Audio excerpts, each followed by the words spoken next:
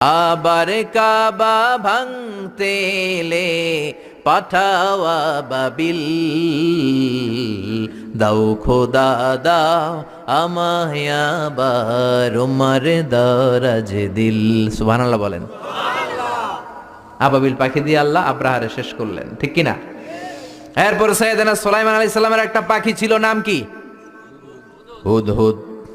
ওয়া তাফাক্কাদাত তায়রা ফাকালা মালি লা আরাল হুদহুদ, পাখি কই? ওইটার জুমিং পাওয়ার এত বেশি ছিল পাখিটার চোখে, সাইয়েদনা সুলাইমানের সিংহাসনও চড়তো, পাখিটাও চড়তো। আর কত হাজার ফিট নিচে সুমিষ্ট পানি আছে, এত উপর থেকে ওটা দেখে দেখে বলে যেতে পারতো কোন সুবহানাল্লাহ।